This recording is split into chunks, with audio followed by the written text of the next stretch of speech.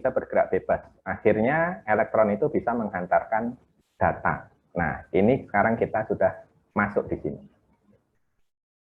Nah, perkembangan teknologi seperti teknologi komputer dan lain sebagainya itu berkembang pesat tidak lepas dari perkembangan ilmu kimia. Wih, ngaku-ngaku ini Pak Trianda. Dari mana ya Pak? Dari materialnya. Sekarang mungkin material anggap saja memori. Itu terbuat dari apa? Atau CPU, prosesor. Terbuat dari apa? Silikon ya, mostly silikon ya, Si. Ya karena Si itu sifatnya sebagai semikonduktor. Kenapa kok tidak konduktor langsung Pak yang dipakai? Ya kalau konduktor langsung, dia langsung mengantarkan listrik, tidak ada data transfer. Jadi kita memang perlu delay. Ya, makanya dibuat semi, tidak langsung konduktor persis. Jadi dibuat delay. Nah, sifat dari konduktor ada tingkatannya. Ada semi pertama isolator, semikonduktor, konduktor, dan superkonduktor. Apa itu Pak superkonduktor? Seperti namanya ya, konduktor super. Artinya dia tidak ada hambatan atau R.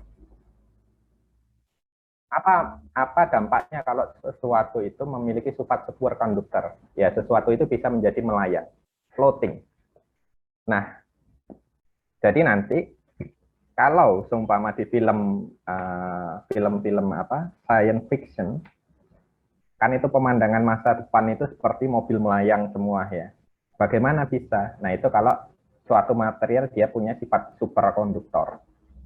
Artinya elektronnya itu langsung jump ke tujuannya tanpa melewati halangan ya. Halangannya itu dari mana halangan itu berada? Jadi karena elektron itu biasanya sepasang ya. Seharusnya kalau sepasang itu kan saling melengkapi ya. Sepasang kekasih ya, laki-laki perempuan saling melengkapi gitu ya.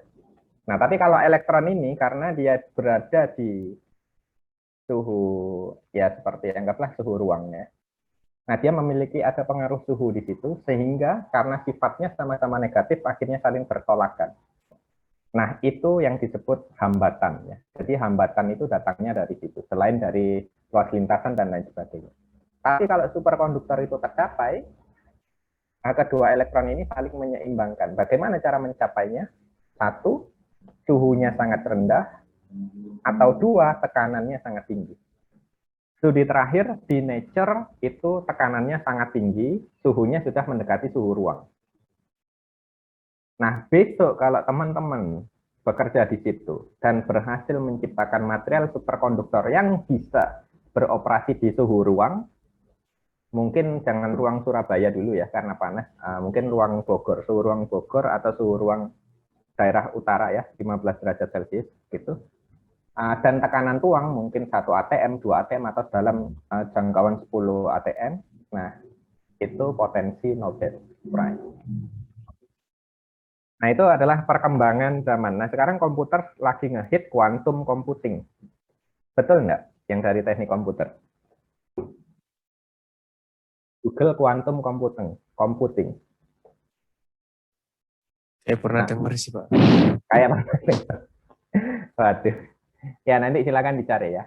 Quantum computing. Kenapa kok dalam skala yang kecil itu sangat apa ya, kecepatannya semakin baik. Sama seperti perkembangan prosesor HP sekarang ya. Itu kan kalau zaman dulu, misal Snapdragon 845 ya, itu tahun 2018. Itu kan manufakturnya itu dia 10 nanometer ya. Semakin ke sini, sekarang mungkin Snapdragon 888 ya, triple eight, dia 5 nanometer. Semakin kecil kan itu ukurannya. Dari 10 ke 5 nanometer, hanya dalam 2 tahun dia langsung dipotong 2. Dan kita lihat kalau teman-teman yang gadget freak ya, gadget freak, kalau lihat Antutunya itu kan jauh sekali ya, mungkin 3 kali lipat skornya. Karena itu semakin kecil suatu komponen, dia bekerjanya akan semakin cepat karena di situ kuantum artinya jarak antar sirkuit satu ke sirkuit lainnya itu akan semakin dekat ya. Sehingga transfer datanya itu pemrosesan datanya bisa semakin cepat.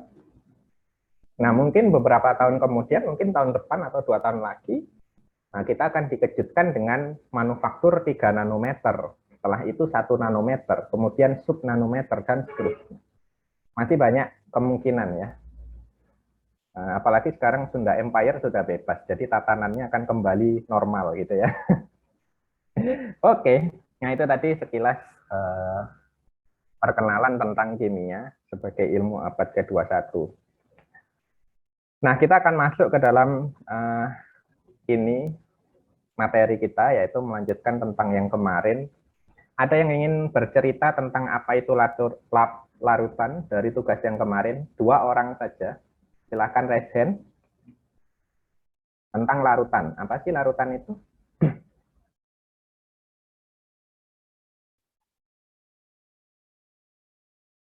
Oke, ini ada Rian. Wah, namanya saya kayak saya ini. Oke, Rian. Silakan. Jadi larutan itu adalah campuran antara zat terlarut dan pelarut, Pak. Itu. Campuran antara zat terlarut dan pelarut. Iya. Sudah? Iya, Pak. Oke, dilanjutkan oleh Melia, Julian. Ya. Daftar mute. Daftar mute. Ya. Oke. Makasih, Pak. Jadi larutan ini tuh termasuk ke dalam ikatan fisika. Nah, larutan dibagi menjadi 2, ada larutan asam dan basa.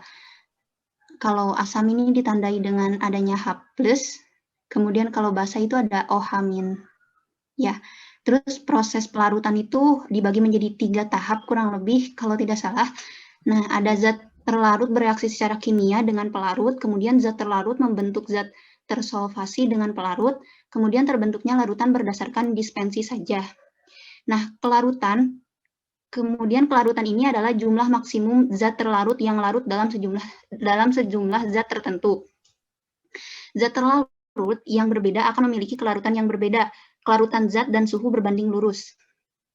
Oke, kemudian langsung, kemudian satuan konsentrasi ada molaritas, molalitas, normalitas, fraksi mol, dan lain sebagainya. Kemudian contoh dari larutan ini, dari larutan basa dan asam, ada, bentar Pak. Kalau tidak salah, sabun itu termasuk basa. Kemudian kalau asam itu ada asam asetat yang terdapat dalam cuka. Kemudian ada askorbat yang terdapat pada jeruk, tomat, dan sayuran. Kemudian ada asam sitrat terdapat pada jeruk. Kemudian ada asam karbonat terdapat pada minuman berkarbonasi. Kemudian kalau basa itu ada magnesium hidroksida yang terdapat pada sebuah obat ya.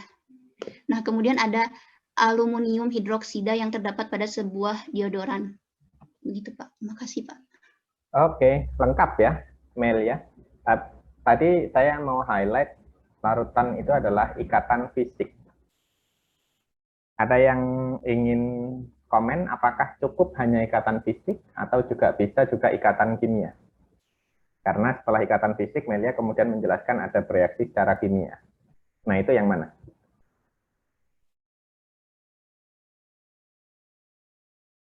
Tidak harus Melia ya yang jawab, boleh yang lain. Apakah larutan itu hanya interaksi fisik atau juga bisa dimungkinkan interaksi kimia?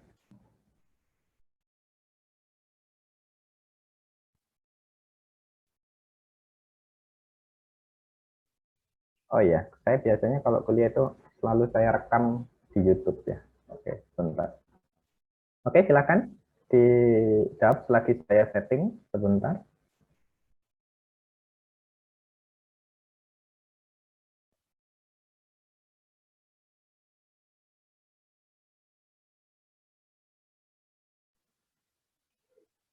Kalau tidak salah bisa secara fisik dan kimia.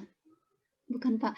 Jadi kalau larutan fisik, larutan yang berikatan secara fisik itu maksudnya prosesnya itu terjadi secara fisik. Misalnya kalau kita mau nyampurin air putih sama gula, dicampurin itu fisik bukan, Pak? Kayak gitu lah mungkin. Oke. Nah, supaya nggak bingung, kita lihat simulasi berikut ini ya. Nah, di sini simulasinya sudah tampak.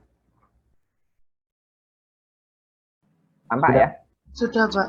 Nah, Iya, ini Pak. saya minta besok yang teknik komputer, tolong saya dibuatkan seperti ini ya, untuk materi yang lain.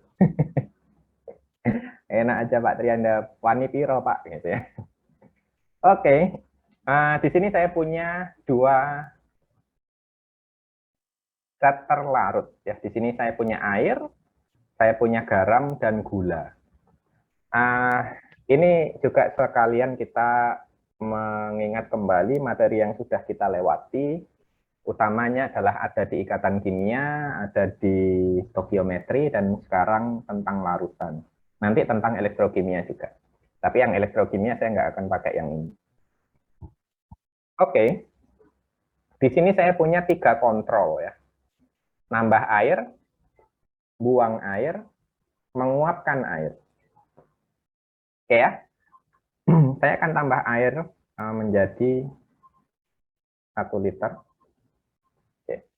Kemudian saya masukkan garam. Kalau saya masukkan garam, di sini nanti akan ada konsentrasi. Nah, semakin banyak garam yang saya masukkan, maka konsentrasinya semakin naik. Oke ya, semuanya sepakat ya. Nah, pada sejatinya, di sini kita sudah bisa menghitung sebetulnya berapa gram garam yang saya tambahkan ya. Dari data konsentrasi dan data volume ya. Kita ketemu mol, molnya dibagi dengan mr, dikalikan dengan mr, maka kita ketemu gramnya. Ya.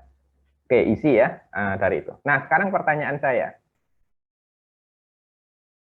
Kalau saya tambahkan air dari keran ini, kira-kira apa yang terjadi pada konsentrasinya? Berkurang. Kenapa berkurang? Karena zat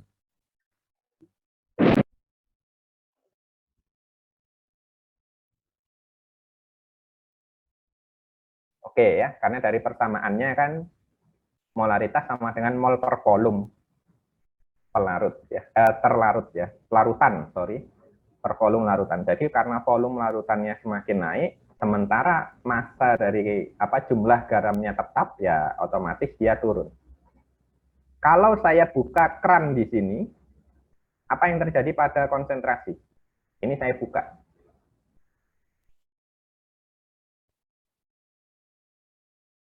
Apa yang akan terjadi kalau ini saya buka? Tetap ya, kita coba. Ya, tetap. Karena kedua molekulnya, ya keran ini tidak bisa secara selektif memilih hanya garamnya saja yang hilang. Atau hanya airnya saja yang hilang. Ya, tidak bisa secara selektif memilih itu. Oke ya. Nah, sekarang apa yang terjadi kalau saya uapkan?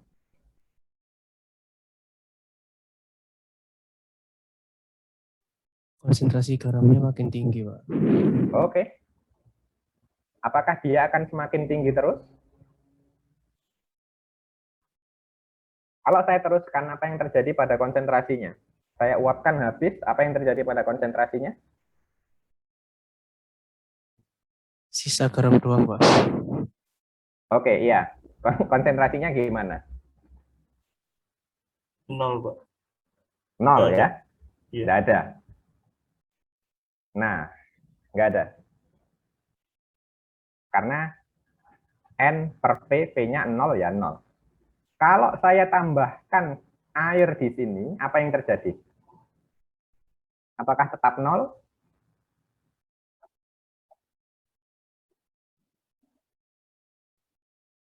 Kalau saya tambah air di sini.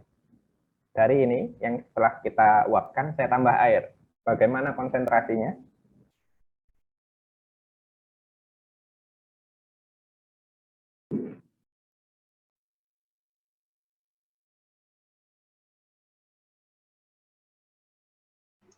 Awalnya tinggi, terus makin lama makin berkurang. Wah, mantap ini ya. Awalnya tinggi. Nah, makin lama makin berkurang. Karena pada sejatinya saat kita uapkan tadi, garamnya masih tersisa. Cuman di sini memang di animasinya nggak dilihatkan. Tapi kalau kalian berpikir logika seperti petani garam, mereka akan memanen garamnya itu dengan diuapkan ya. yang kayak digosok-gosok pinggir laut diuapkan. Cuman kelemahan dari Indonesia itu adalah karena kita kelembapannya tinggi. Sehingga produksi garam kita kalau secara tradisional dibandingkan dengan negara yang kering seperti Australia, kita kalah. Karena kalau di Australia kelembapannya rendah ya. Musim dingin di sana itu bisa membuat pecah-pecah gitu. Karena tidak lembab sama sekali. Kalau di sini memang di situ. Jadi ini adalah tantangan bagi kita semua, gimana caranya meningkatkan produksi garam di lingkungan Indonesia yang seperti ini. Oke, jadi sudah clear ya semuanya. Nah, sekarang kalau saya masukkan rangkaian listrik pada larutan garam ini, kira-kira apa yang terjadi?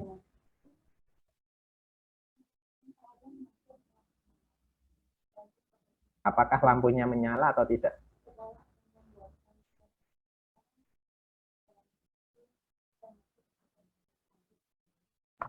Nyala, Pak. Menyala. Kenapa Nyala, kok Pak. menyala? Karena garam itu salah satu elektrolit kuat, Pak, yang dapat Oke. menghasilkan arus listrik. Apa itu elektrolit?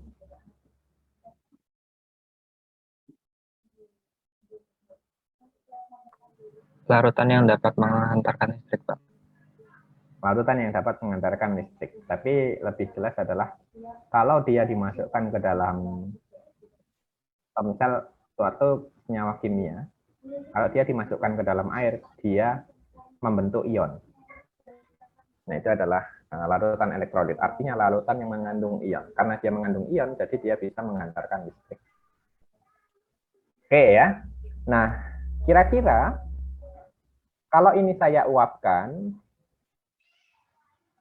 ya, kalau ini saya uapkan, kira-kira nyala listriknya sama atau tambah terang atau tambah gelap?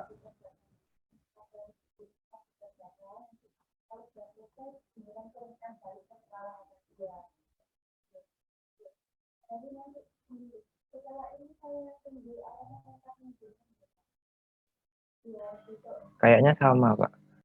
Oke, ada yang sama, ada yang jawaban lain? Terang, Pak. Tambah terang. Iya. Ada yang jawab tambah gelap atau tambah mati? Tambah gelap mungkin Pak, karena airnya berkurang. Mungkin. Oke. Kita cek sama-sama ya.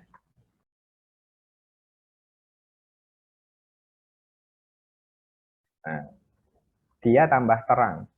Kenapa kok tambah terang? Karena jumlah garamnya tetap, tapi media airnya semakin sedikit. Sehingga jarak antar molekul garam itu yang terionisasi itu, dia semakin dekat ya.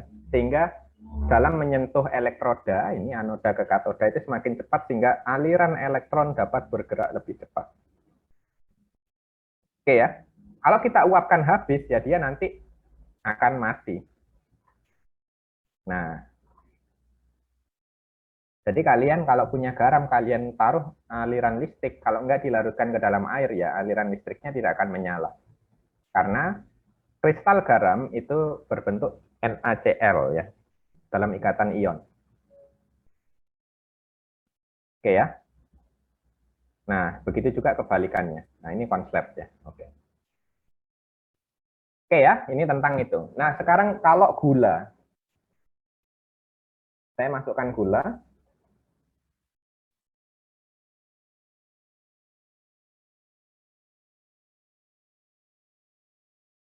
Banyak ternyata ya. Oke.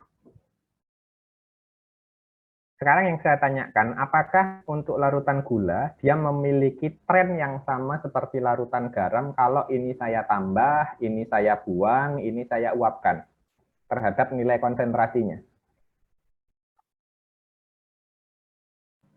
Sama, Pak. Sama ya? Oke. Sama. Kita nggak perlu lihat nilainya ya, karena memang masanya beda, jadi kita hanya perlu lihat trennya saja. Nah, sekarang pertanyaannya, apakah gula bisa menghantarkan ini juga, menyala lampu? Tidak bisa ya? Oke. Apa bedanya?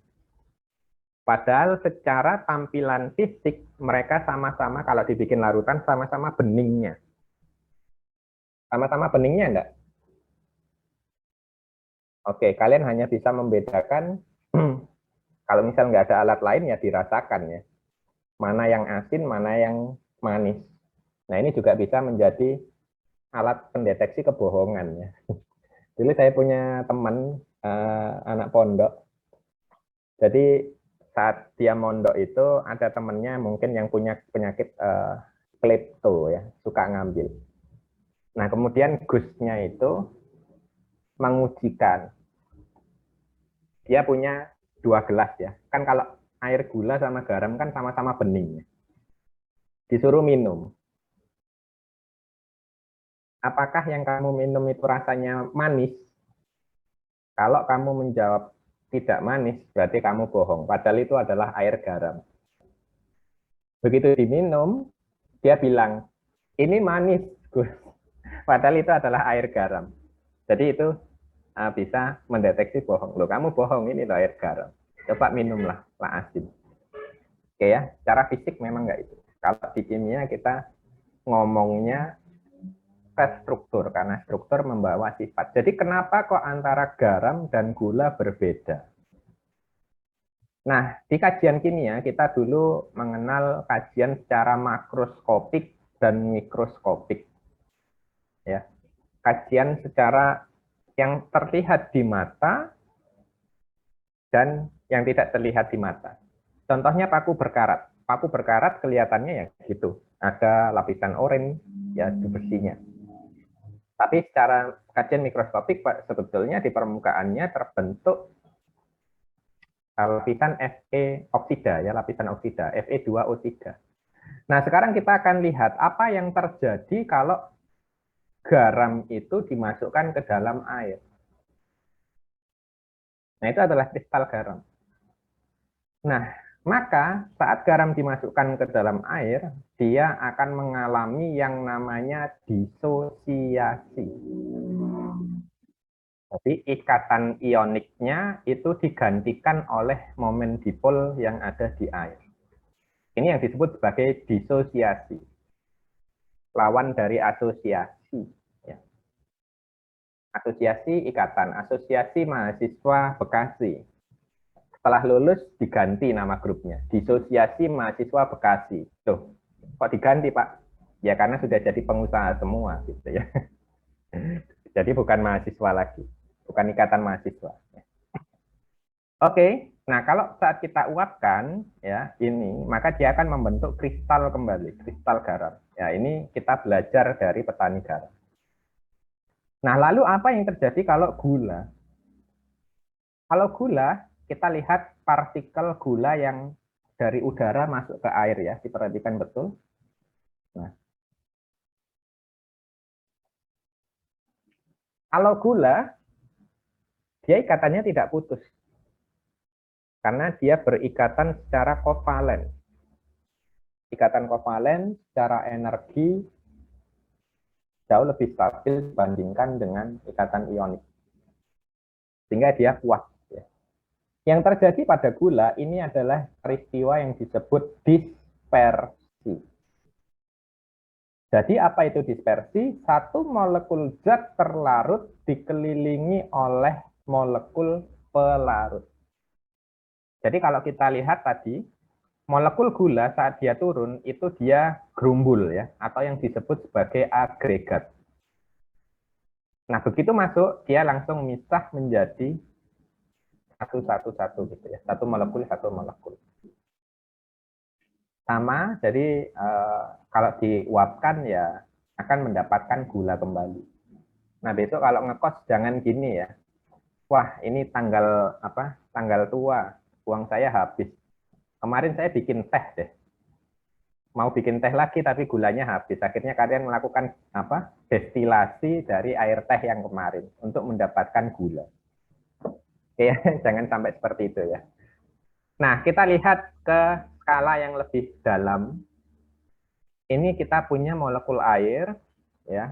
Jadi molekul air itu adalah salah satu molekul polar karena dia memiliki perbedaan momen dipol ya. dipol positif yang ada di atom hidrogen dan dipol negatif yang ada di atom oksigen. Kita masukkan NaCl di sini, kita lihat amati betul apa yang terjadi. Oke, saya pause ya. Sebentar, kamu jangan lari, kamu di sini. Oke, kita pause. Kita perhatikan, untuk atom atau Na+.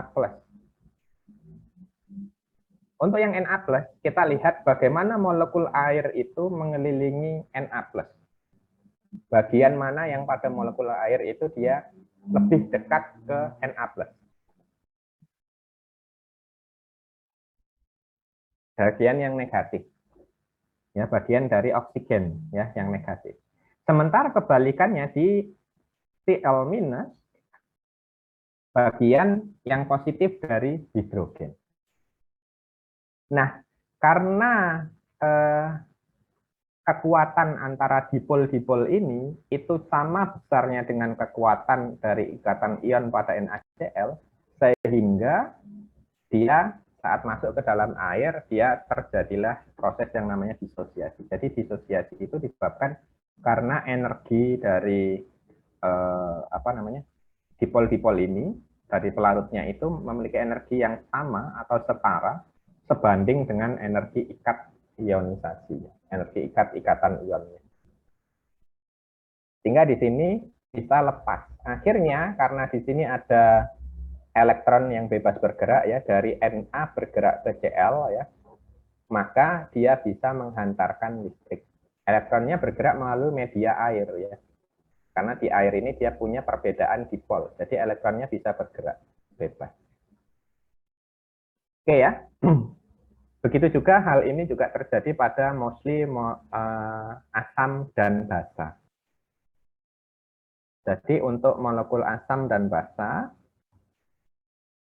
dia juga terjadi ikatan seperti ini karena mostly untuk asam basa yang maksudnya yang asam basa arrhenius ya, karena asam basa itu ada banyak, ada Lewis, ada Bronsted-Lowry. Tapi kalau yang di sini kita bilangnya adalah yang tentang arrhenius, artinya yang ada H+ dan OH minusnya seperti yang dibilang oleh Milley tadi ya, Melia kok. Nah itu jadi untuk asam basa itu mereka juga menghantarkan listrik, makanya detektornya itu adalah detektor yang pakai pH meter itu yang digital, itu dia memanfaatkan peristiwa ini listriknya. Nah, sekarang kita lihat kalau di gula.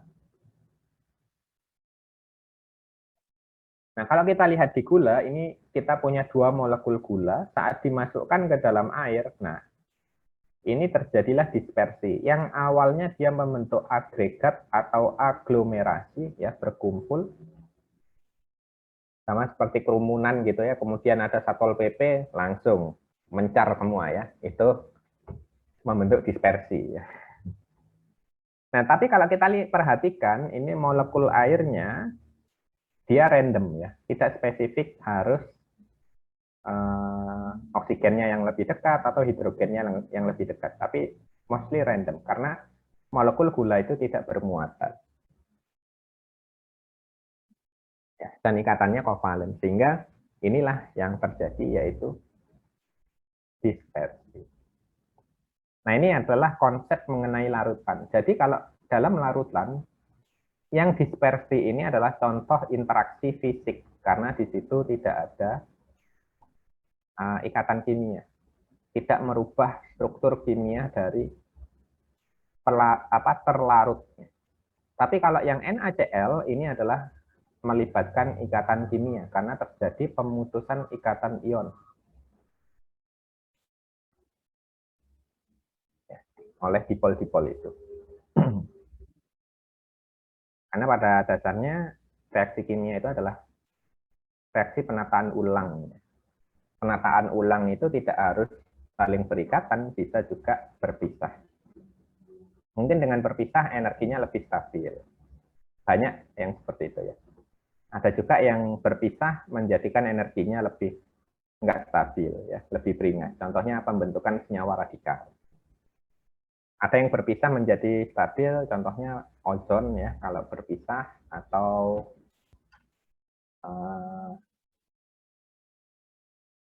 ion amonium itu kalau berpisah membentuk NH2 ya.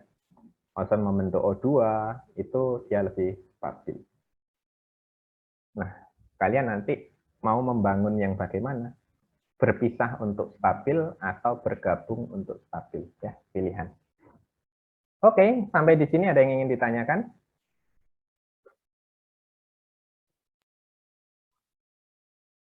Udah oke ya.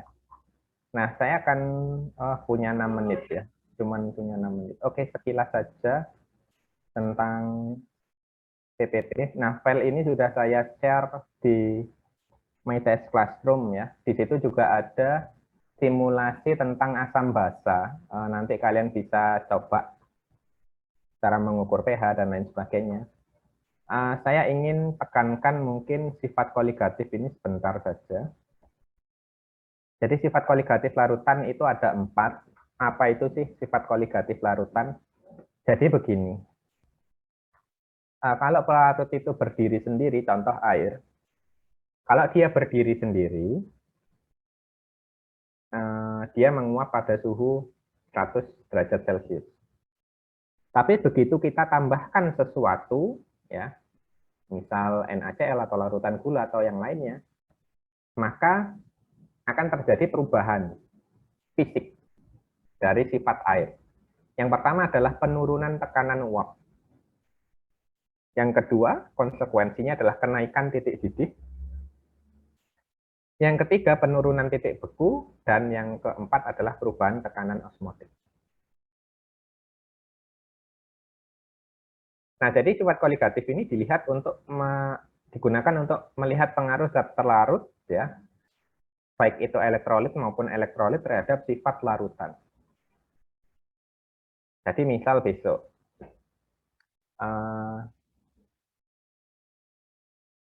kalian melakukan, misal yang teknik komputer, kalian melakukan overclocking. Overclocking itu biasanya mungkin pakai nitrogen cair ya, untuk mendapatkan suhu yang sangat dingin pakai nitrogen cair. Nanti kelemahan nitrogen cair, dia pada keadaan STP langsung menjadi gas. Kalian nggak mau itu. Wah, saya harusnya air, tapi air itu bikin konslet ya. Gimana ya caranya ya, supaya airnya nggak konslet? Nah, misal kalian berinovasi. Dan air kalau suhu 0 derajat aja jadi es. Nanti komputer saya jadi es dong. Nah, bagaimana supaya air itu tidak membeku di 0 derajat Celcius? Nah, kalian larutkan sesuatu di situ. Supaya titik bekunya tidak 0 derajat, tapi bergeser ke bawah. Nah, besok inovasinya, wah ini overclocker dari Indonesia, pakai air ya. Nggak tahu ditambahi apa, tapi bisa overclock gitu ya. Atau mungkin nggak air, pakai minyak deh, atau yang lainnya. Nah, jadi seperti itu. Nah, kenapa kok terjadi? Jadi ini adalah penurunan tekanan uap. Bagaimana mekanismenya terjadi? Yang pertama, itu kita punya zat terlarut ya. Mostly dia non-volatil. Apa itu volatil? Volatil itu apa?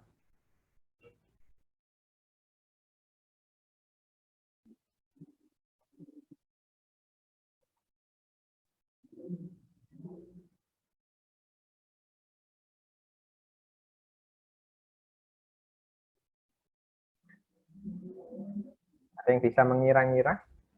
Volatil. Atau baru dengar?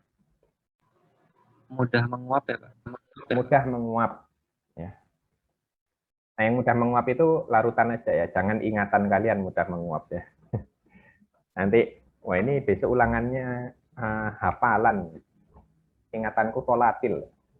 Mudah menguap. Jadi apa itu mudah menguap? Itu adalah zat-zat yang memiliki titik didih di bawah 300 derajat Celcius. Artinya, untuk menguapkan zat-zat tersebut, kita tidak perlu mencapai titik didihnya. Tidak perlu harus 100 derajat Celcius untuk menguapkan air. Contohnya apa? Jemur baju. Jemur baju, apakah kalian perlu menguapkan atau menjemur di suhu 100 derajat Celcius? Kan tidak ya. Bayangkan kalau harus 100 derajat Celcius ya. Mampus itu, bajunya wis langsung kayak disetrika gitu. Nah, jadi cukup dengan ya suhu Indonesia yang tropis ini baju bisa kering. Itu adalah volatil. Oleh karena itu kalau kita kepanasan itu kita merasakan dehidrasi. Ya, karena sebagian air di dalam tubuh kita juga menguap ya, keluar sebagai keringat kemudian menguap. Oke. Nah, kalau kita memasukkan zat terlarut yang mana zat terlarut itu non volatil dan non elektrolit seperti gula, maka dia tidak terdisosiasi dan tidak menguap. Sehingga kalau dengan adanya zat terlarut ini, dia kemudian menahan proses penguapan dari molekul pelarutnya. Nah, ini ya. Jadi yang warna merah ini adalah misal gula. Karena ini dipanaskan dengan suhu, maka karena di situ ada gula dan dia terdisersi ya. Jadi dia menahan airnya sehingga yang menguap hanya sedikit. Nah, kenapa kok bisa terjadi penurunan tekanan uap? Jadi ada yang masih ingat persamaan gas ideal?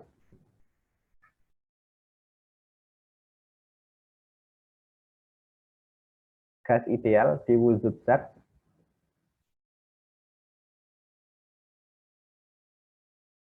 Volatil ini.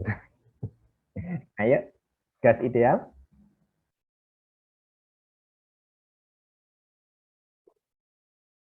Wah, sudah habis ya waktunya. Times out. Oke deh. Saya teruskan nggak ya? Sedikit saja ya. Mungkin saya minta 5 menit. Nanti juga saya ingin jelaskan terkait gamenya apa yang akan kalian kerjakan. Jadi kalau gas ideal itu kan persamaannya PV nRT ya. Ini tekanan berbanding lurus dengan mol. Artinya kalau jumlah molnya di sini berkurang, maka tekanannya juga berkurang. Nah, itu yang menyebabkan penurunan tekanan uap. Karena kalau dia dalam fase uap, artinya dia dalam fase gas. Oke ya. Nah, ini persamaannya. Nanti bisa dilihat sendiri di buku paket dan yang di lainnya. Terus di sini ada kenaikan titik didih.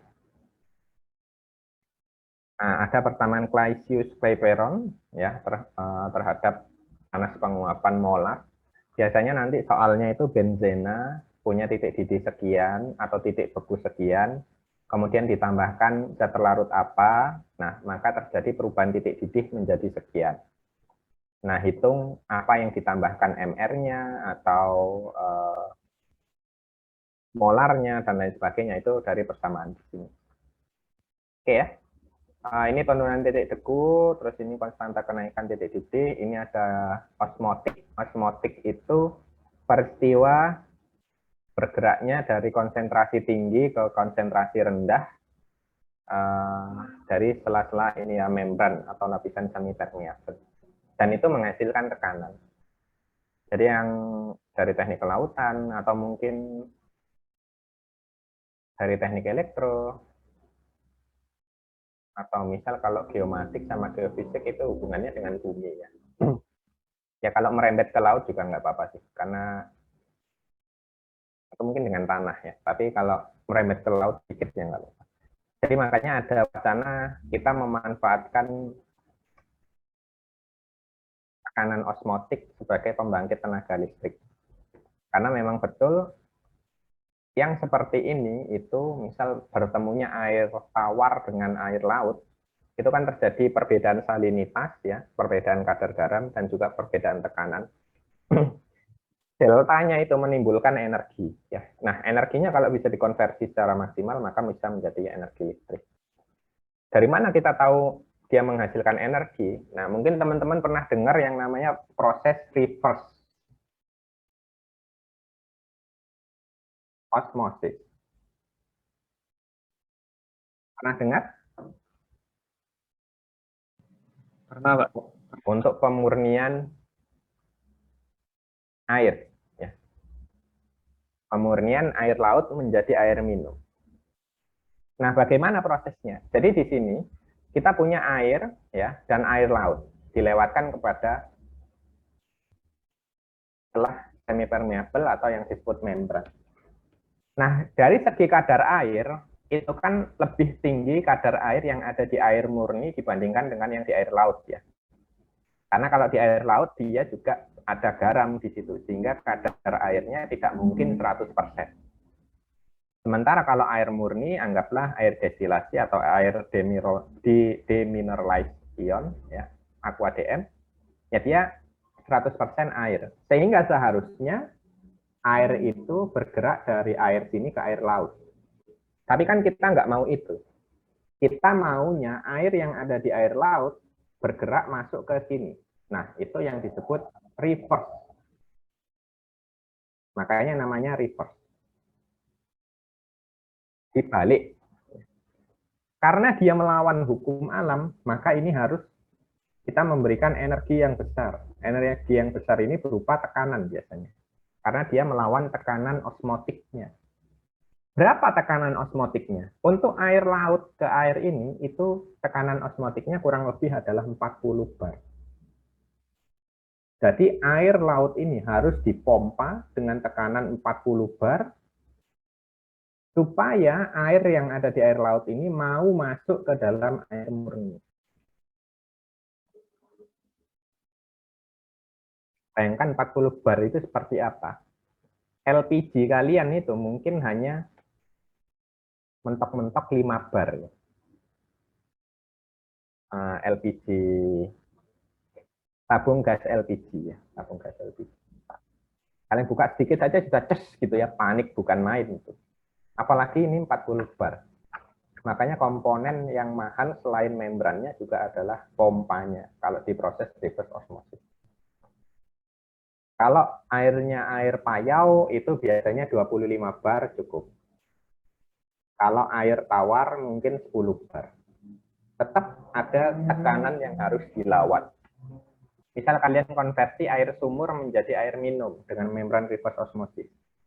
Itu pakai pompa 10 bar itu boleh. Nah, sifat mereka masih sama.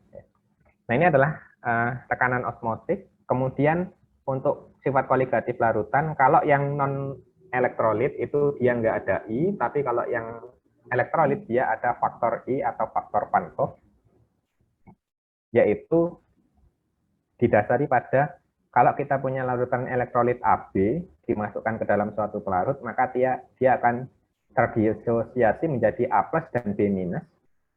Nah, besarnya berapa itu dilambangkan dengan alfa. Sehingga sisanya itu adalah 1- alfa. Kenapa kok di sini lambangnya reversible?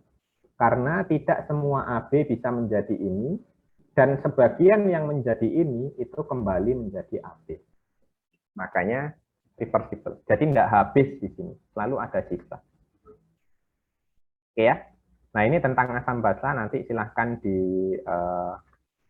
amati sendiri. Tapi saya yang ingin tekankan adalah dari nilai pH.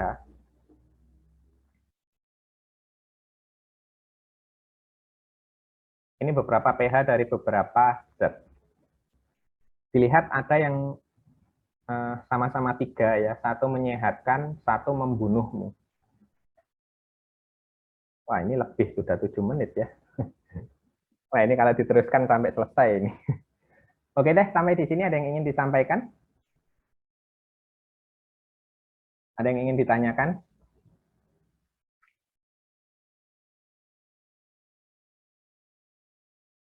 Tidak ada ya?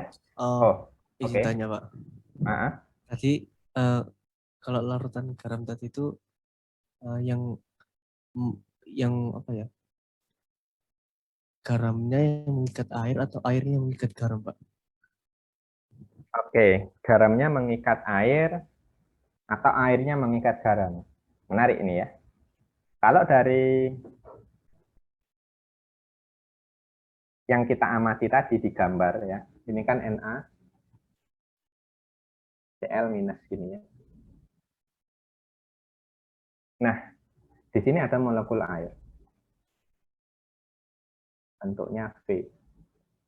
Jadi sebetulnya apa yang terjadi kenapa Na dan Cl itu bisa berpisah? Karena di sini ada dipol negatif, di sini ada dipol positif. Nah, ini masuk menggantikan ikatan ion. Jadi kalau siapa menangkap siapa, mungkin lebih tepatnya siapa digantikan siapa. Ya tentu setelah ini digantikan, di situ menjadi Na plus dikelilingi oleh molekul air. Dan di sini Cl minus.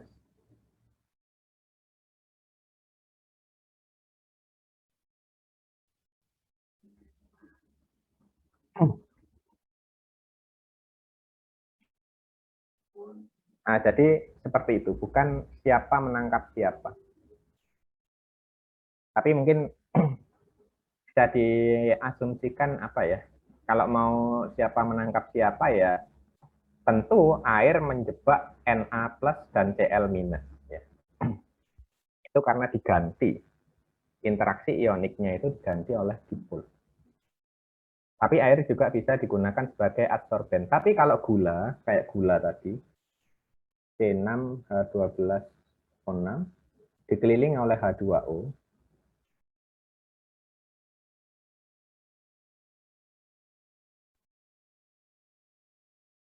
nah, ini bisa diartikan kalau gulanya ditangkap oleh air. Ya. Satu molekul gula ditangkap oleh molekul air. Tapi kalau tadi yang NaCl itu karena dia begitu masuk itu terjadi reaksi kimia, putus ikatannya, maka yang ditangkap adalah Na plusnya dan Cl minusnya. Oke, mungkin seperti itu ya.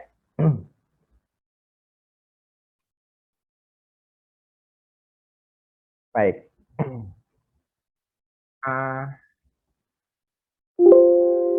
Berikutnya akan saya jelaskan gamenya ya. Untuk game, karena kita sudah terlalu banyak, jadi saya nanti dicap korupsi waktu. Untuk gamesnya nanti teman-teman silahkan mengunjungi sebentar. Ini harusnya mengunjungi laman, ada dua. Satunya ini saya kopikan di chatroom ya. Dan satunya Labster. Labster.com ya. Try-nya itu setelah saya klik. Jadi ini.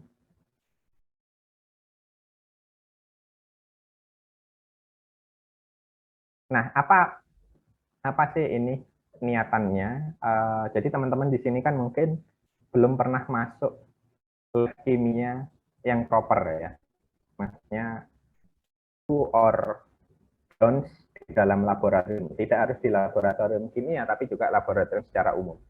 Mungkin kalau yang di komputer akan sedikit berbeda karena tidak harus seperti itu. Tapi kalau ini ditemui di dalam lab kalian, nanti kalian harus melakukan apa? Nah, untuk Labster, itu nanti kalian akan melakukan simulasi ya. Ya ini main game lah ya. Nah, Mas, nanti di sini nanti ada progres 1%. Dan seterusnya ya. Ada teorinya, di situ ngapain aja. Tugasnya adalah kalian hanya cukup screenshot hasil akhir. Jadi setelah kalian menyelesaikan semua task yang ada di sini, kalian screenshot Labster hasil Labster paste di dalam PowerPoint gitu ya. Nanti dikonversi ke PDF. Terus kemudian slide 2 itu adalah screenshot hasil titrasinya. Nah, di sini. Nanti silahkan register ya sesuai nama, kemudian nanti di sini ada beberapa level percobaan. Ada 1, 2, 3, 4. Kan teman-teman belum pernah melakukan titrasi ya. Gimana sih teknik melakukan titrasi dan lain sebagainya. Nanti silahkan dicoba di sini ya. Ada 4. Nah, nanti kalau sudah selesai semua, ini misal saya daftar ya.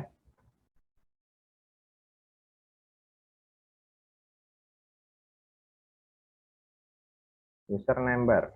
Oke.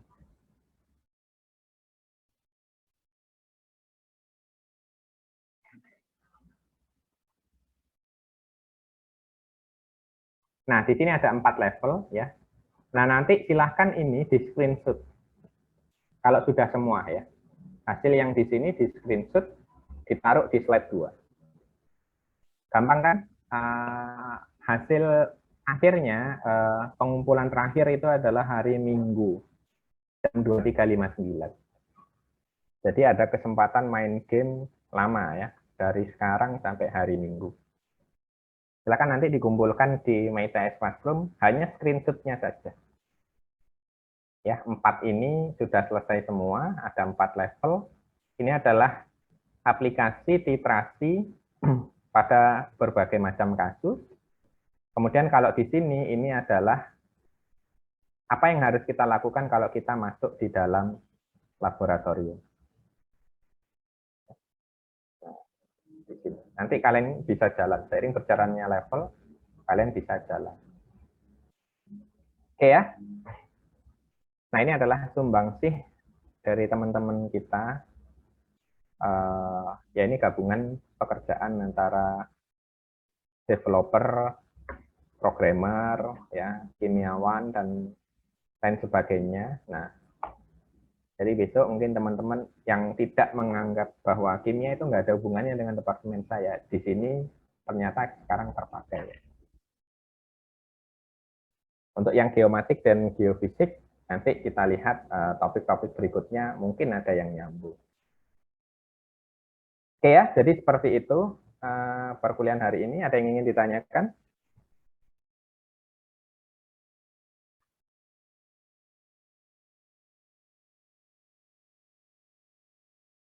Nanti kalau yang Labster itu kan tampilannya ini ya. Nah, kalian klik yang sini.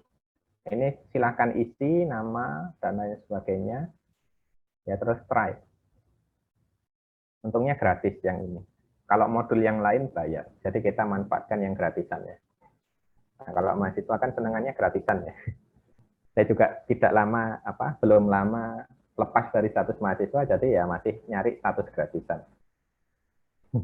Oke, jadi seperti itu ya perkuliahan hari ini.